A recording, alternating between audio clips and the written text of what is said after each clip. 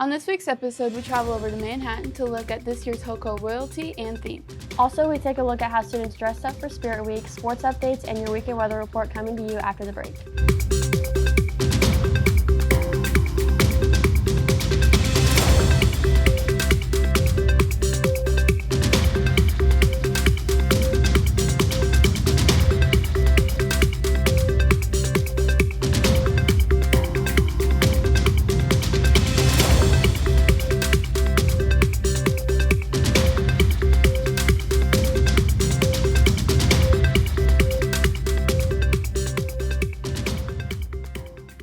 Hey Fordo, welcome back to Travel Review. I'm Stacy Purington. And I'm Cameron Dawson. Today is Friday, October 3rd, 2025, and here's what you need to know at Fordo. The HoCo dance is tomorrow. Make sure you have bought your ticket, but if you haven't, don't worry. You will still have a chance today at lunch, but if you can't, here is Stuco explaining how you can get it on Saturday. For dance ticket sales, you can come at Saturday from 7 to 11 a.m. into the cafeteria. Now to our Friday forecast. Hey Lucas, how's the weather shaping up for this weekend? Hey guys, looks like the sun's going to be shining this weekend. I'm Lucas Harp and this is your Friday forecast. Looks like on Friday we got a high of 87 degrees, low of 65. Saturday, 85, low of 65. Sunday, high of 86, low of 61. Monday, high of 79, low of 55. It's going to be a little chilly. And that's it for your Friday forecast. I'm Lucas Harp. Back to you guys at the desk. Thanks, Lucas. It looks like it's going to be nice and sunny for HoCo this weekend. Yeah, great weather for pictures. Fordo Stage has been transformed into Manhattan. Tribal Review reporter Freedom Benenson takes us to Times Square. The time is here, it's HoCo week, and I can't wait to meet y'all in New York. This year's homecoming theme is A Midnight in Manhattan, a New York homecoming. You're probably thinking, Manhattan, New York, how can I dress for that? Well, here's Jaylee to help you out. Definitely look at how we revealed the theme. So look at the tickets and how the tickets are designed. Look at the things we post on our Instagram and we post up around the school. That kind of gives you a broad idea of the colors that we're going for and just kind of the vibe of the dance. Lacey and Jaylee are very excited to bring New York to Independence, and they hope you guys enjoyed the experience as well. So our homecoming dance is a formal event, and we suggest that you wear, for women, it would be a dress or a skirt that is presentable and nice. And then for men, it would be maybe dress pants or tux. We recommend we stay away from jeans just so that we can keep it very formal and nice. Homecoming is this Saturday. Get your tickets now during lunch before it's too late, and have fun. Thanks, Freedom. I can't wait to see how everybody dresses up for the theme. And I've loved seeing all the decorations this week. When we return, we catch up with HoCo royalty, more after the break. They are courageous, leaders, dedicated, brave, iconic, bold, unforgettable. This is where legends are made.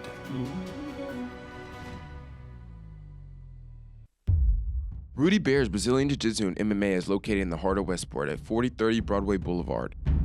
Bear's Gym offers a multitude of classes ranging from MMA and wrestling to kids classes starting at 4 years old, where they cultivate the next generation of martial arts. Classes are available Monday through Sunday starting as early as 6 a.m. ending at 8:30 p.m. Your first class is free, so why not come try out here at Rudy Bear's Brazilian Jiu-Jitsu and MMA. Come train with the black belt himself, Rudy Bears, and come get some jiu-jitsu.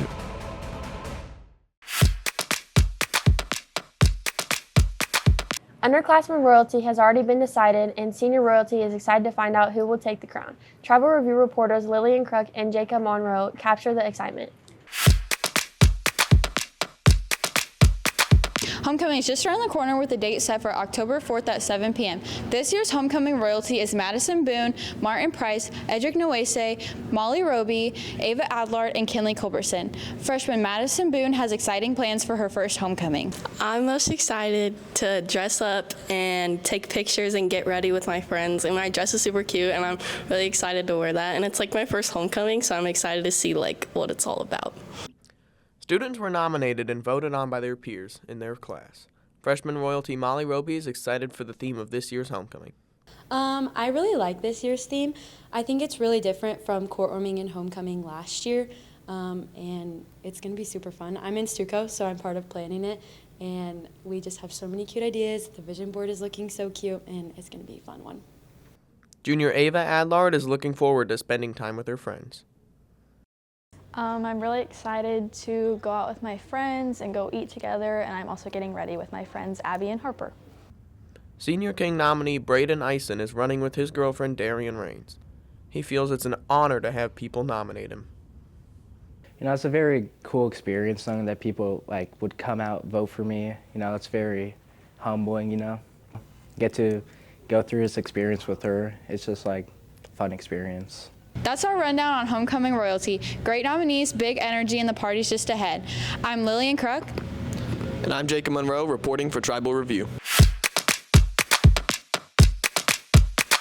Thanks, Lillian and Jacob. I can't wait to find out who's king and queen. Yeah, show up to the game tonight to find out. Mac now joins us for the Indian Sports Reports. Hey Mac, it looks like you have all the latest fall sports results. That's right, I'll have all the highlights and sports news after the break.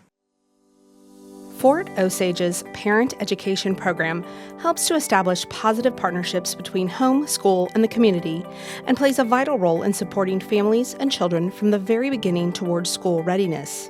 A trained parent educator provides personal visits with families to promote early learning, knowledge, and understanding of important developmental milestones. Periodic screenings increase parents' understanding of their children's developmental progress, as well as inform them of any possible delays. Early intervention for identified concerns help improve school readiness for young children. This program is a free program offered by the Fort Osage School District. Requirements are: families must reside in the Fort Osage School District, and families must be expecting a child or have one or more children under the age of 5. If you or anyone you know are interested, please call 816-650-7490 to enroll today. What's up, Fordo? I'm Max Simons, and here's this week's Indian Sports Report. For the weekend, the softball team traveled up to Liberty to play in the September Slam Tournament. On Friday, September 26th, they played Troy Buchanan and lost to the Trojans 6-5. They had a quick turnaround and then faced the Kearney Bulldogs. In the first 4 innings, the game was tied at 2-2, and then in the 5th inning, when the Bulldogs' backs started to get going, Fort lost 6-2. To finish off on Saturday, they took on the Bruins and lost 12-1. Fort Osage then had a quick turnaround on Sunday and played 2 more games. First, they took on the Blue Springs Wildcats and lost 8-3. To finish off the tournament, they played Liberty North and lost 11-1. After the weekend, Fordo was looking for a win. They traveled to Chrisman to take on the Bears and defeated the 24 highway rival 5-2. Then the softball team hosted Green Valley and lost 9-2. The men's soccer team hosted the 24 rival, the William Chrisman Bears, on Monday, September 29th. They beat the Bears 7-0. On Wednesday, they traveled to Ray South to take on the Cardinals. They won 8-0. Thursday, they hosted the Van Horn Falcons. The volleyball team competed in the Hy-Vee Invitational on September 27th. They went 4-1, beating Summit Christian Academy in 2 sets. Then they played Rockport and beat them also in 2 sets. Volleyball then continued their winning streak in the tournament, playing Northeast Kansas City in 2 sets. On the 4th game of the day, they faced Odessa Bulldogs and beat the Dogs in 2. Lastly, they faced off against Helias Catholic and lost in 2 sets, finishing in 3rd in the tournament. On Monday, the volleyball team traveled to North Kansas City to take on the Hornets. Fordo defeated the Hornets in 3 sets. Then, on Tuesday, September 30th, we hosted Senior Night versus the Raytown Blue Jays. The Indians defeated the Blue Jays in 3 sets on Senior Night. The women's tennis team traveled to Ray Peck to take on the Panthers on September 29th and lost 9-0. On Wednesday, October 1st, Fort Osage hosted the Platte County Pirates and lost 9-0. Last Friday, the football team hosted the Oak Park and lost to Thriller 29-28. Fort Osage takes on Ruskin High School ahead of the homecoming dance. Don't forget to vote for your king and queen candidate. Ahead of tonight's football matchup, we bring you Riley's Red Zone.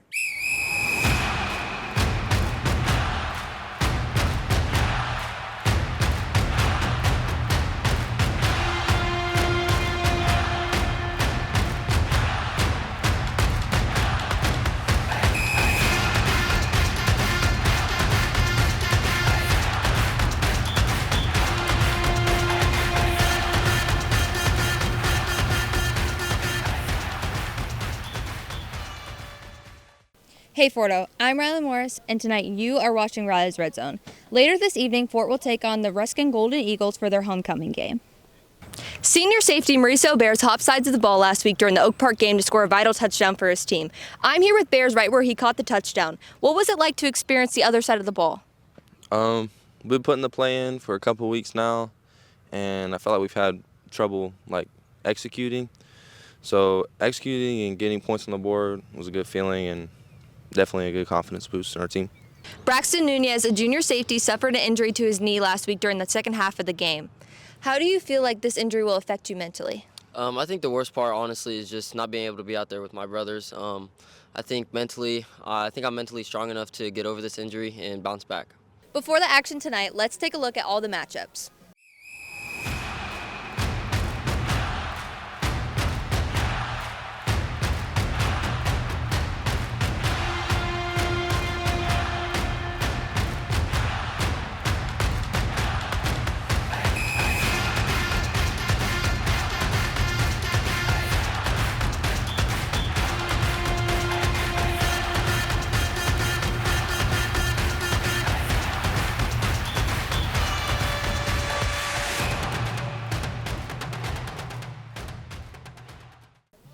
I'm Riley Morris, and this is Riley's Red Zone. Well, that's it for the Indian Sports Report. I'm Max Simon. Stacy and Cameron will have more news after the break.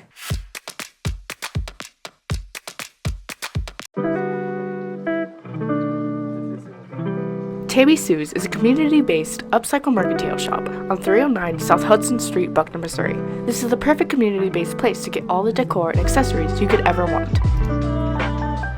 Tammy Sue's has a wide variety of items for yourself, home, gifts, and others. Tammy Sue's includes soaps, earrings, outside decor, inside decor, flowers, and much more. All these unique items come at an affordable price just for you. Tammy Sue's also offers a variety of make and take classes. Come to Tammy Sue's Upcycle Mercantile, where new meets old. Come shop today. Welcome back to Tribal Review. This week was Spirit Week. Tribal Review reporters Allie Overbeck and Claire Brown show us how students dressed for the themes. Explain your Spirit Day outfit. Okay, so first of all, we have my Birks, which there's nothing more American than that. And then my jorts, because I feel like it's giving like barbecue dad, and those are also pretty American. I have my white shirt, because red, white, and blue. And then I have an American flag and firework button up, because America, baby. Explain your Spirit Day outfit. Okay, first I got the USA Women's National Team because Go America, that is America's team. I have KU, I don't support KU. It's red, white, and blue, so that was the fit. I got my red Nike shorts, and then I almost wore my America socks, but they're white for the white part of the outfit. But yeah, USA! I have some red going on, some blue, and some white going on here. I have some red, some white, and I guess black. Okay.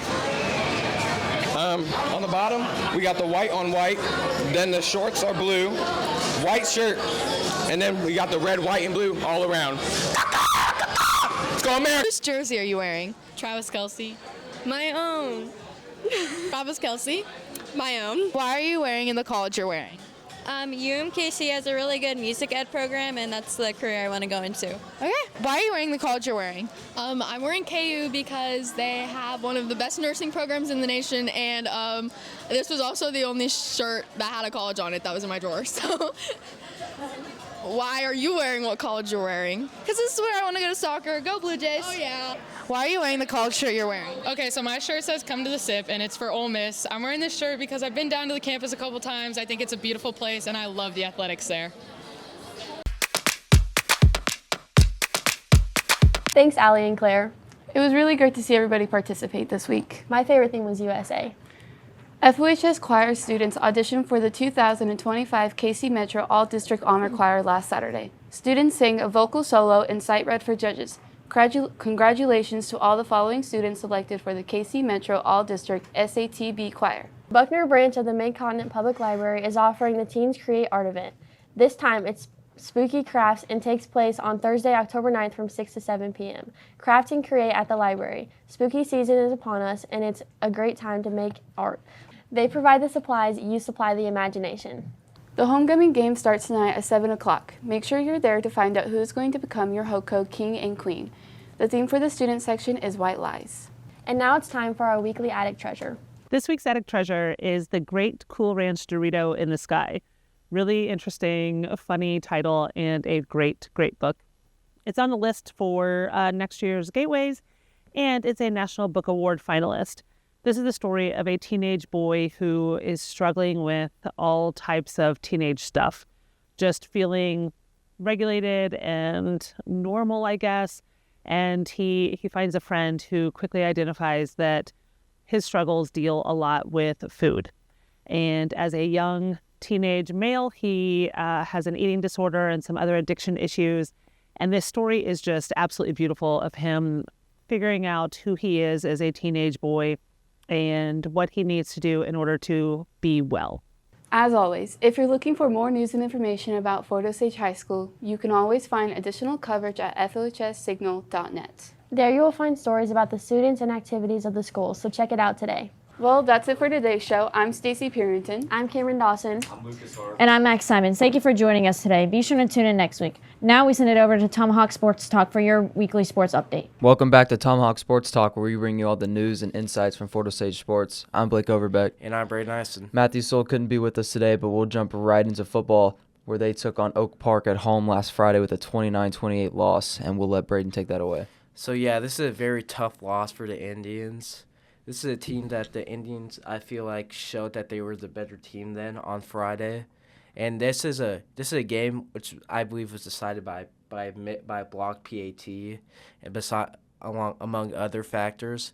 So that block PAT, while the Indians do get it back with a 2-point conversion, that 1 point, as you see in the score, is very crucial. But the Indians had all the opportunities to win this game. So so did Oak Park. The Indians led 28-14 with about 8 minutes left. Then the Northmen drive down the field, get a touchdown and then go for 2. And that's a very crucial part of the game since now it's 18-22. It's only 6 points instead of 7 points, which they would have to come back from. And I believe this is another key turning point of the game where the Northmen recover an onside kick, which a controversial call there is not putting Hans' team out there. I mean, what do you think about that, Blake? I mean, I think, especially like we were talking about before, I think you can kind of know they're going for an onside kick there because they went for 2 and they want to make the game close. But, I mean, you can't really blame it on that one play because, I mean, you think the guys out there should be able to recover it anyways.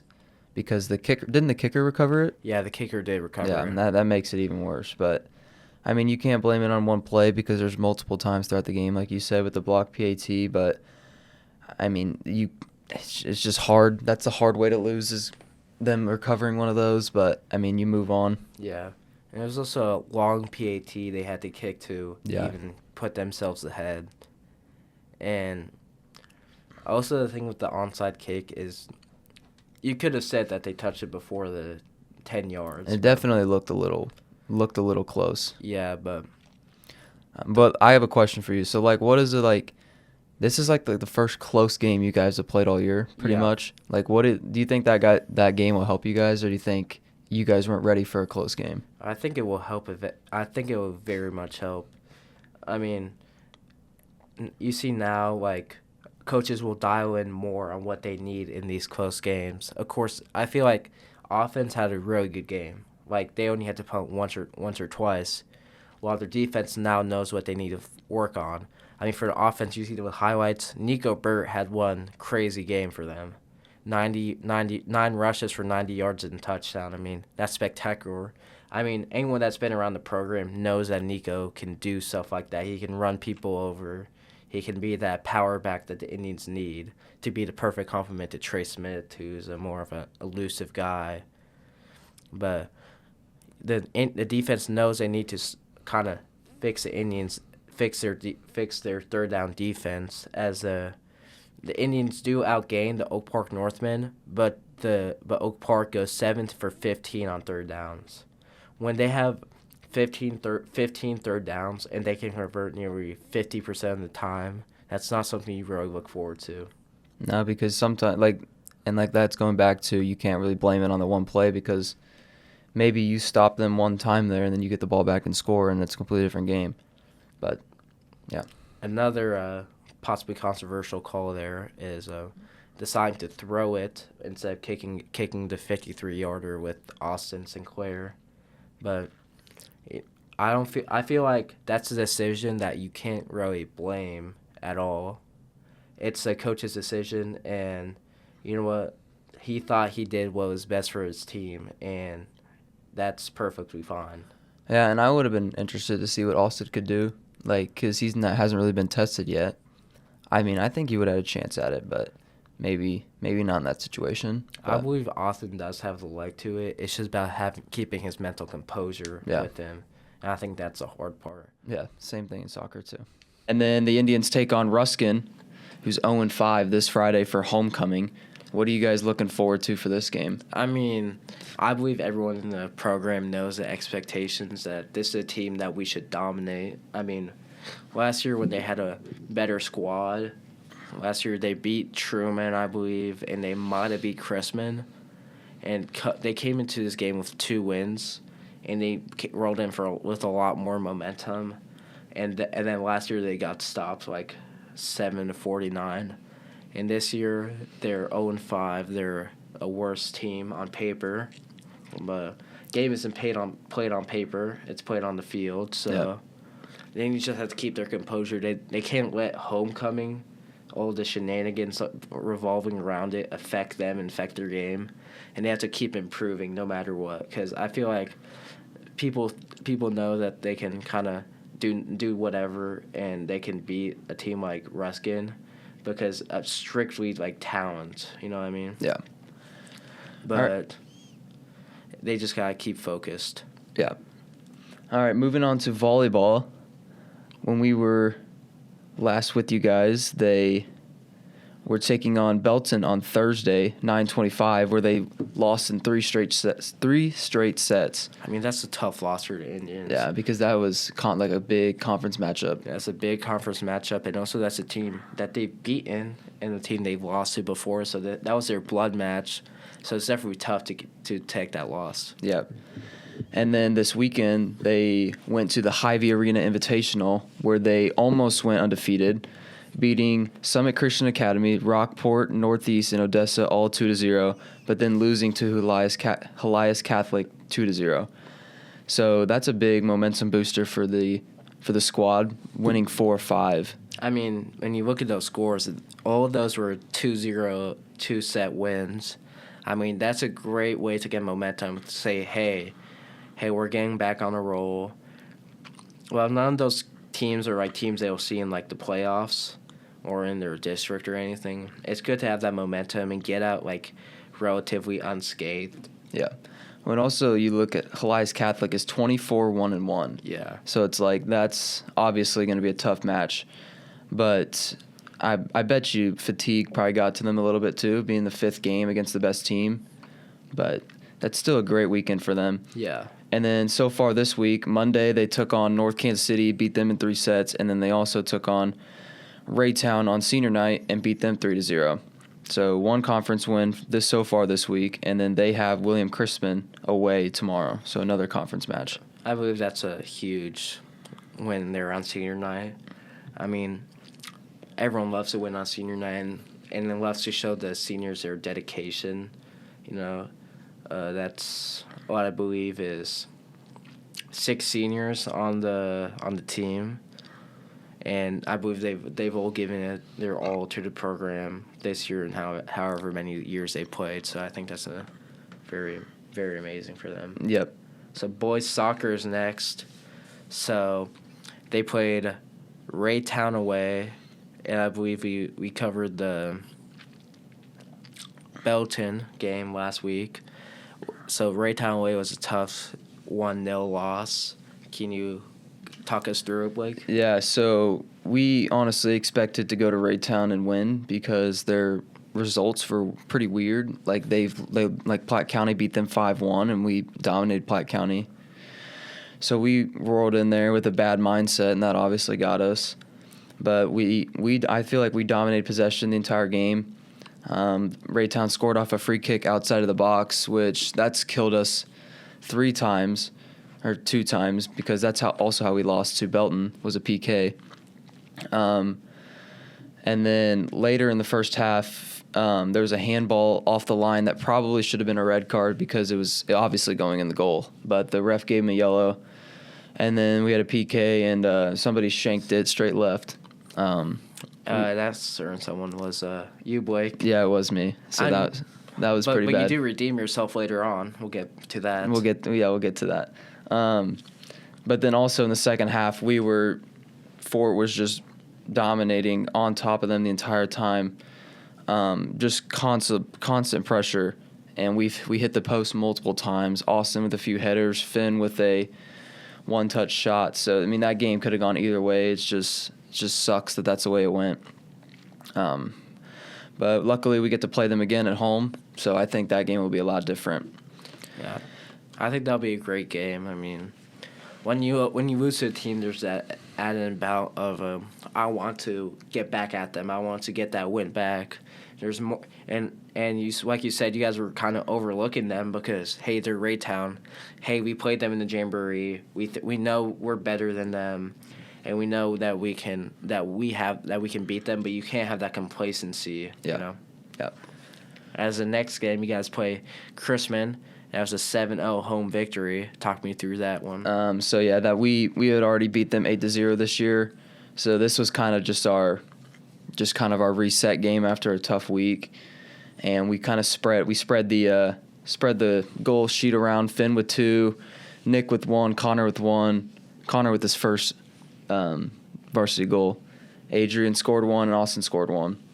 And I also scored a PK. So yeah, that's a great retribution. Yeah. I mean, and then you can also show Coach Hinckley that keep me in there for PKs. Yeah. Let me get those easy goals. Yeah, and then just Chrisman didn't have a chance the entire game. The first 30 minutes, I don't know if they touched the ball more than 10 times. I mean, we only scored like 2 goals in that time period, but it's just they didn't have a chance. One thing I did observe while you guys were playing is a slow start for the first 20 or so minutes for the Indians. But then whenever Adrian Goyas subbed on for the Indians, you guys had a lot more chances. Do you have anything to say about that? Yeah, so Adrian he wasn't in the starting lineup, but obviously he's started every single game. Like, he's part of the team.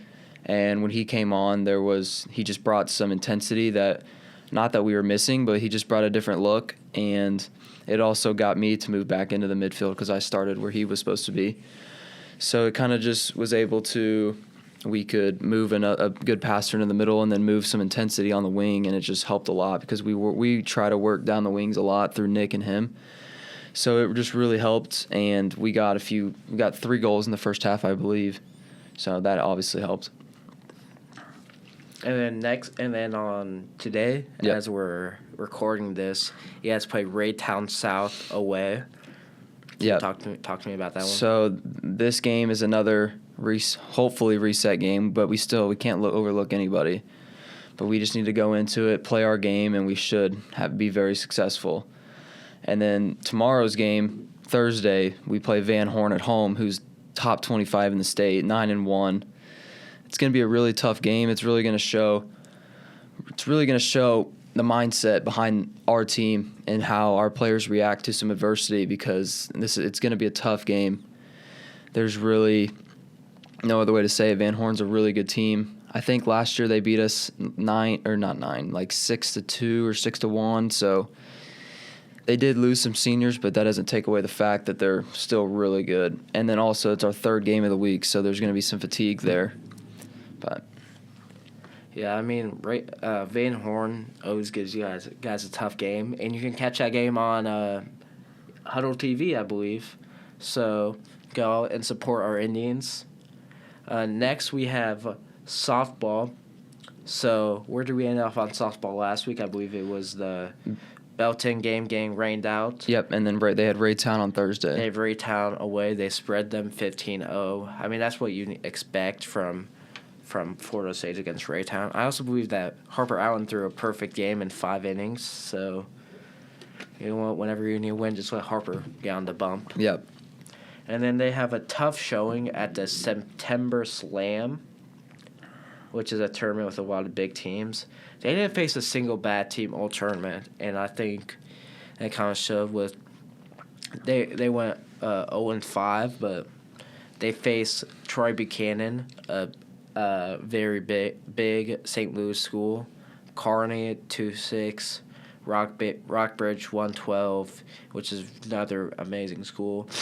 Blue Springs 3-8, and Liberty North 1-11. Those are all great teams that are, perennial great softball teams. And even though that's a very unsuccessful weekend for them, I think playing those teams right now will help them going into districts, because you've seen some good pitchers, you've seen some good hitters, so you know what you're going to face. Because us being the top class and everything but football, you're going to get a school like that in districts. There's just no way around it. So playing those teams is good for a good preview for later in the season. Then they play Chrisman on Monday as they itch out a 5-2 victory. And then they play Grand Valley home and lose 2-9. So of course they've had a tough run as of late, but it doesn't get much easier, honestly. They face Rockbridge, who they already lost to. They lose to Blue Springs South. I mean, they play Blue Springs South, not lose to. Hopefully they do win that. They play Truman, Excelsior Springs, and that's all in these next 2 weeks. So, of course, softball, they have a great coaching staff, great players. I believe that they definitely have the potential to do things.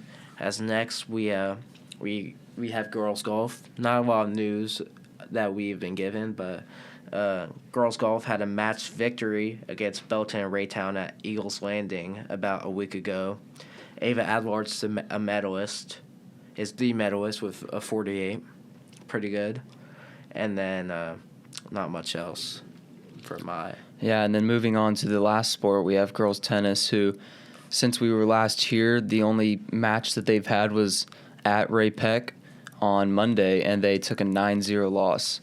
But they will play Platte County today. And then Platte County today, and then Belton tomorrow. So 2 important conference matchups that could get them back to 500 as a team.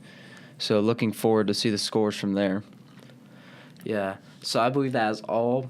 So thank you for tuning in to whatever week 4 of Tomahawk Sports Talk.